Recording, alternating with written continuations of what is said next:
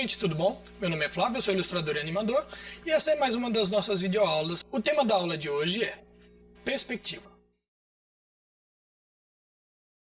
Parece uma coisa simples demais, para muita gente é um tema que não deveria ser tratado exatamente com uma aula, específica.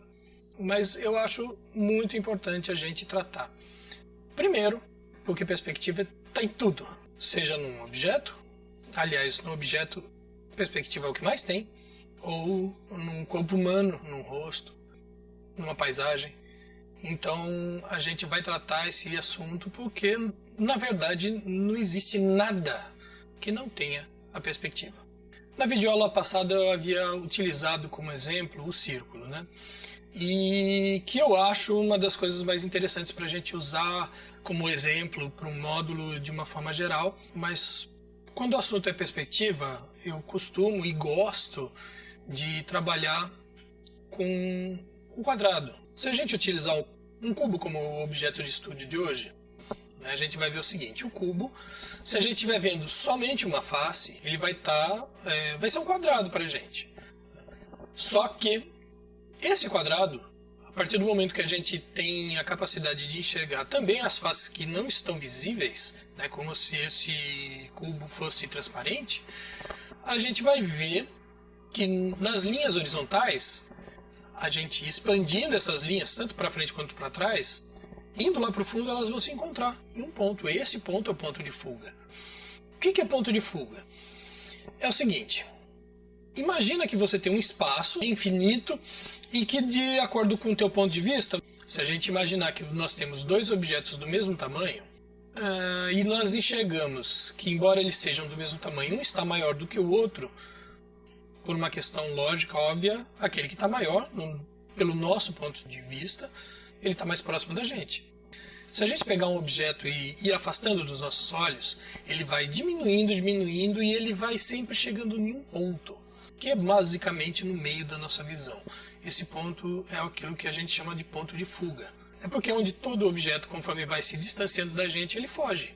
Se eu pegar esse cubo e eu começar a girar ele, você pode ver que, fazendo a sua projeção das linhas horizontais, você vai ver que esse ponto de fuga, onde todos as quatro linhas se encaixam, elas vão riscando um horizonte.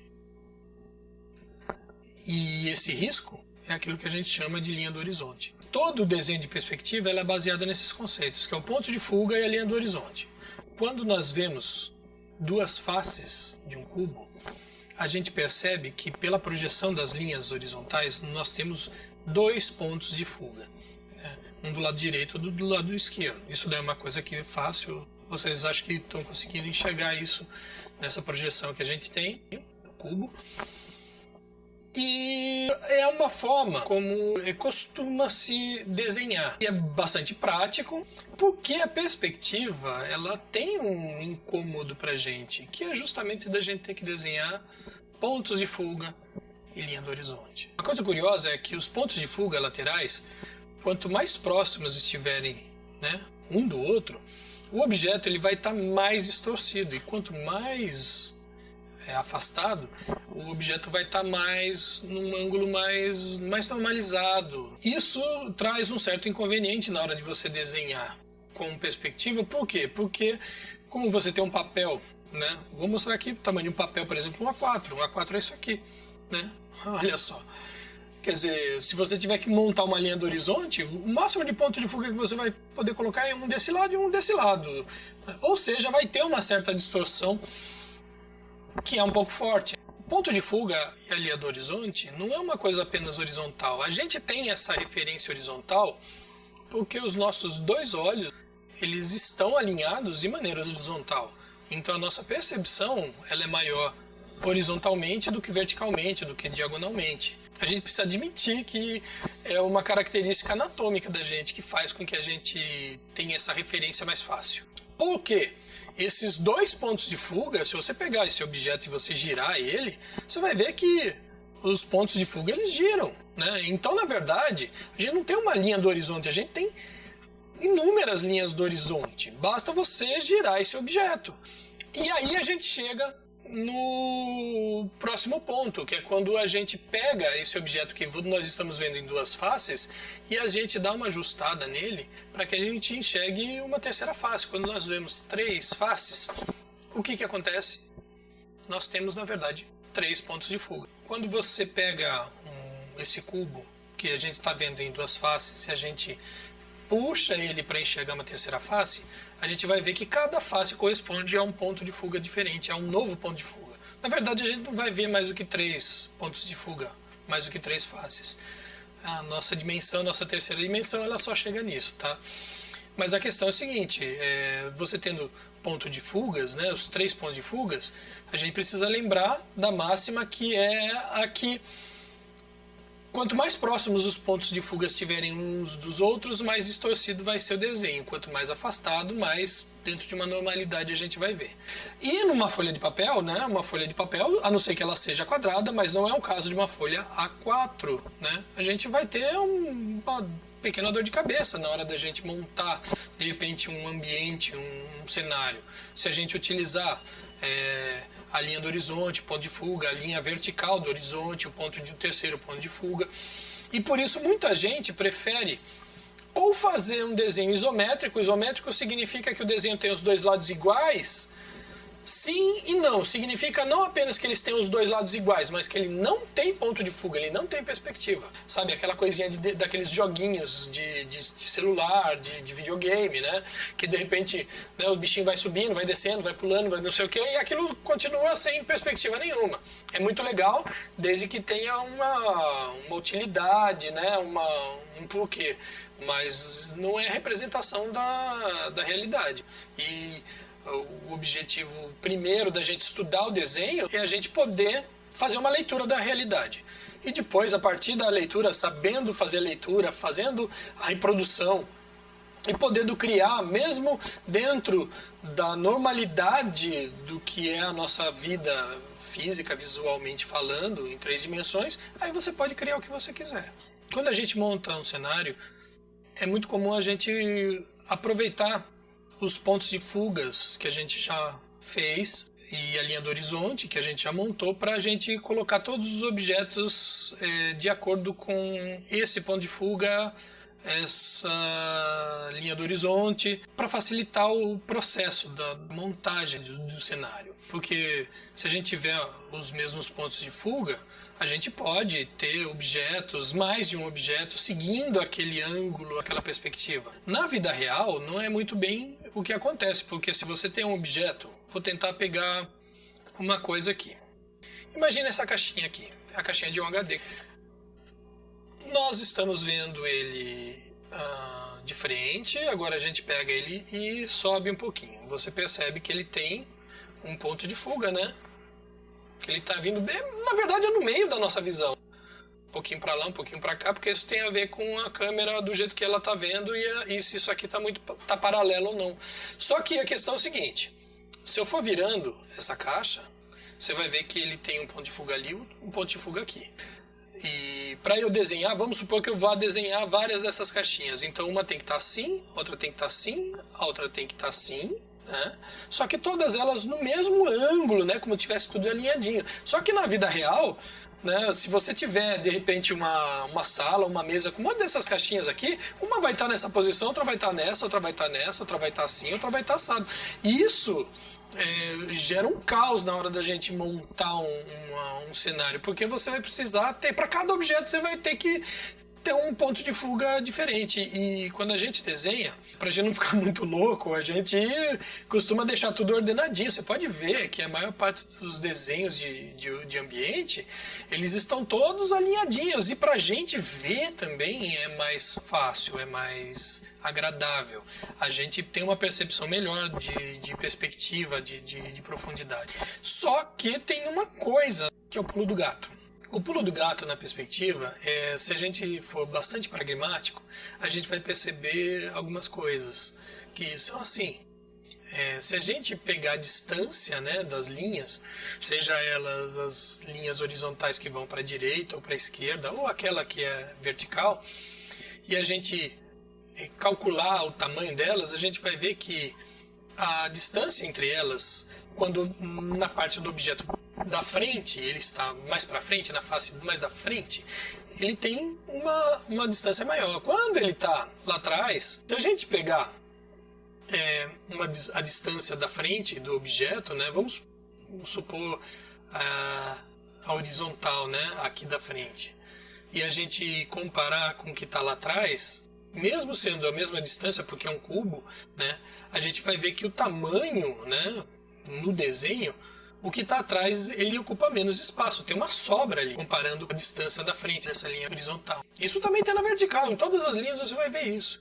Você vai ver tanto na direita, na esquerda, enfim, você vai ver em todas elas que o que está na frente ocupa uma área maior do que o que está embaixo, porque essas linhas elas vão se juntar num ponto de fuga, seja o ponto de fuga da vertical ou os dois lados da horizontal.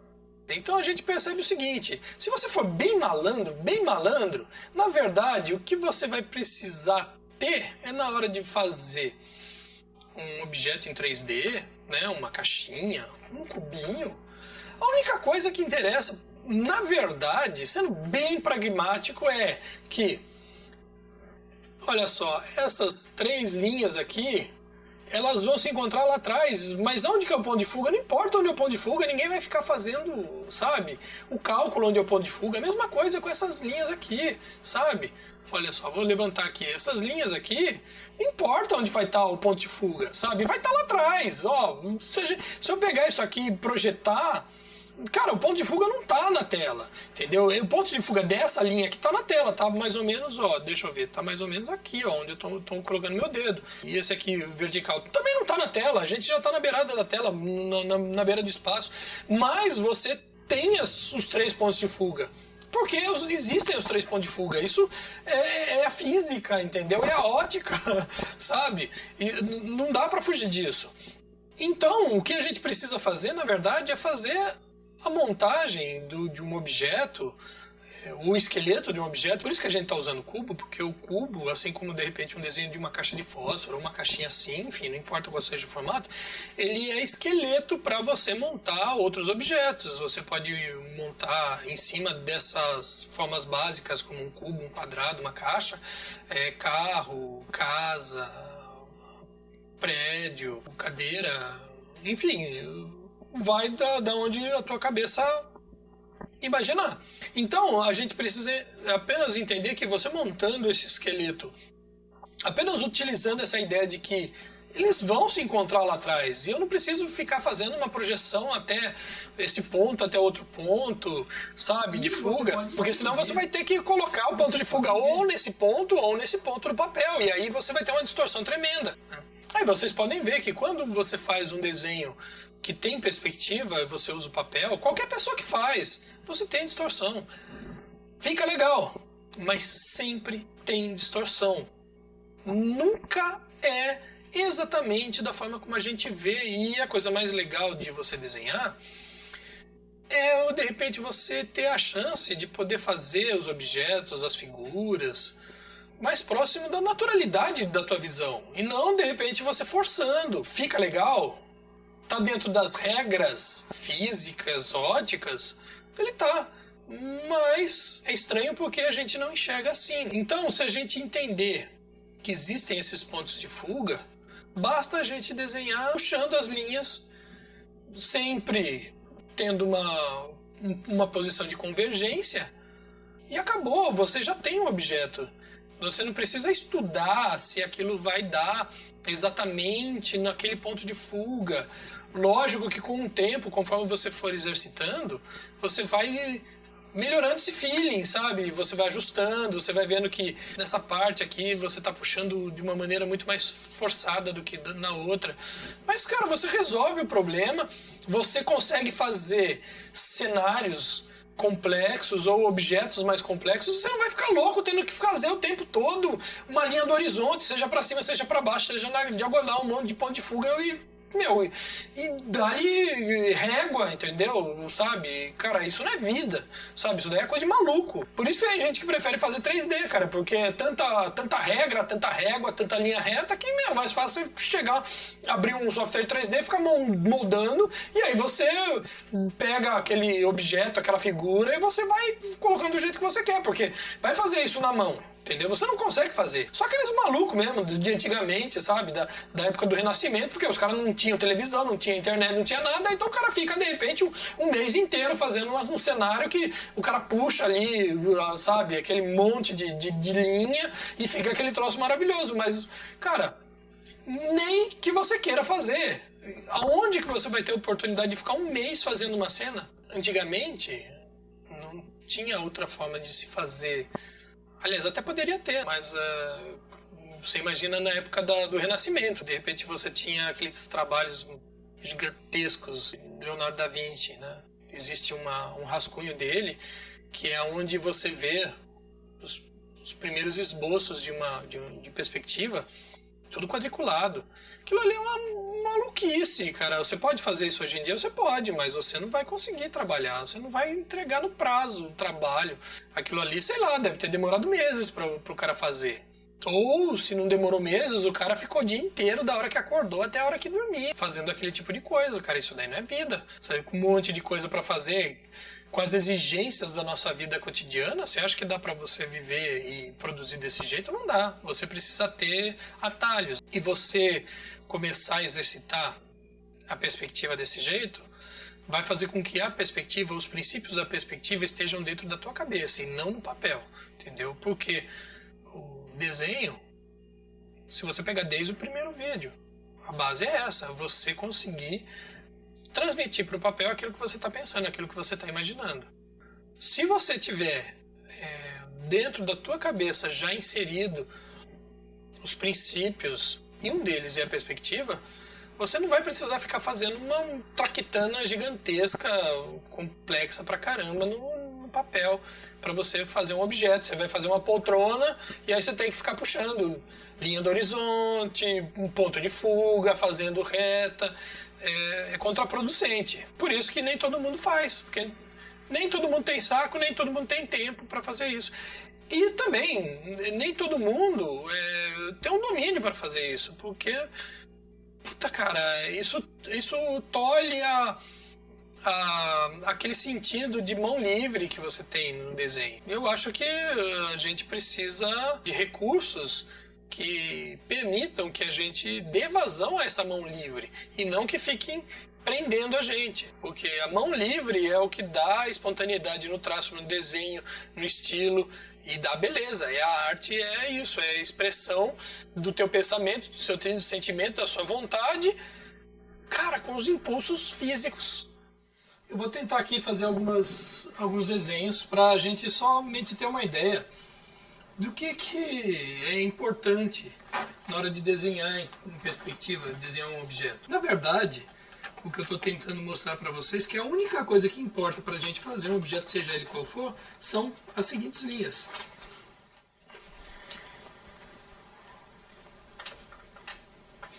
Quer ver? Vamos lá. Deixa eu pegar um objeto aqui que eu separei pra gente.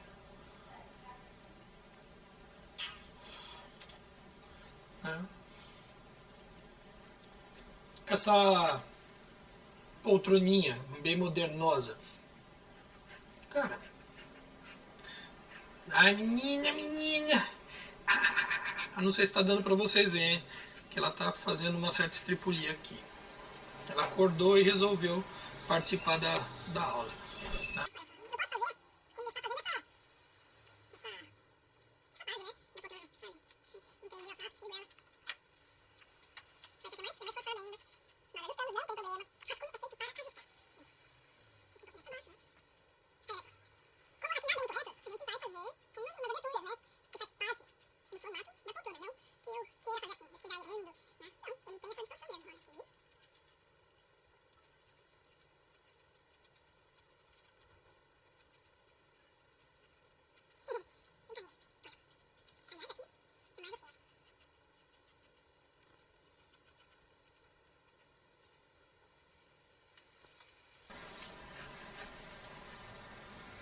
Mais ou menos a grosso modo é isso, né? A gente vem aqui e faz. Ah, menininha. Deixa eu ver aqui, ó.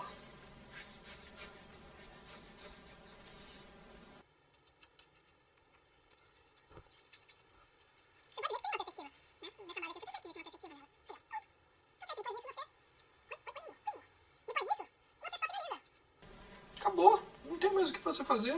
Olha só, tá feito, tá pronto. Viu? Simples. Então, simples como tudo na vida. É simples, a gente que empeteca as coisas, complica as coisas não são complicadas. Né? Na verdade, tudo isso tem a ver com a forma como a gente enxerga as coisas, como a gente faz as coisas. A gente pode fazer tudo das mais variadas formas, da forma difícil ou da forma simples. Nem todo mundo enxerga as coisas de maneira simples, mas enxergar de maneira simples também é um exercício. E para a gente conseguir fazer, como por exemplo um desenho, é preciso que a gente aprenda a enxergar de maneira simples e fazer de maneira simples. Tá bom, gente? Existem os exercícios que dá pra gente fazer. Seria legal que vocês repitam esses exercícios, como eu já falei desde o primeiro vídeo. Treinem, testem, façam as suas experiências. Não desistam, porque sempre é difícil. Não vou dar para vocês dicas de coisas que vocês vão fazer sem nenhum esforço. É só uma forma de a gente aprender mais fácil os princípios de desenho. Porque se você fizer do outro jeito, você pode fazer, mas você vai ver que vai ser muito mais difícil. Principalmente se você tiver que fazer objetos grandes, cenas grandes, aí você vai ficar maluco. Mas tudo bem, se você quiser fazer, faz. Mas eu tô dando uma dica que eu acho que é legal, acho que é da hora. Se você gostou dessa dica, né, dê o seu joinha aqui, curta o nosso vídeo, se inscreva, badalhe o sininho, né, porque senão na hora que tiver uma coisa pronta aí para vocês, vocês não vão receber a notificação, né, de que tem vídeo pronto. Acho que dessa vez vou conseguir fazer uma vez por semana e sigam as minhas mídias sociais. Se você quiser também, se você não quiser, tudo bem. Se quiser mandar mensagem, mande mensagem. Né? Fale, parabéns, parabéns. Eu falei, não, isso daqui está um lixo, isso tá uma bela de uma porcaria. Não tem importância, só não pratique bullying, tá bom, gente? E a gente se vê. Até mais?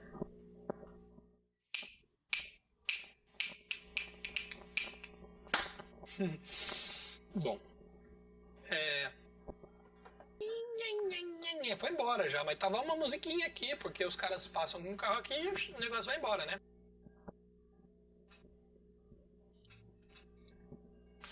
Bom, não sei se vocês viram, mas a gatinha não apareceu agora, né? Mas o que acontece é que eu cheguei hoje de manhã, já dei comidinha pra ela, aliás, eu enchi o rabo dela de comida, ela já aproveitou, fez um escarcel danado aqui e foi dormir. Então agora dá pra gente fazer o nosso vídeo manais. Testem. Cara, com os impulsos físicos, né? Desde que o seu impulso físico não seja sair batendo nos outros, né? Mas até aí, né, isso não é desenho.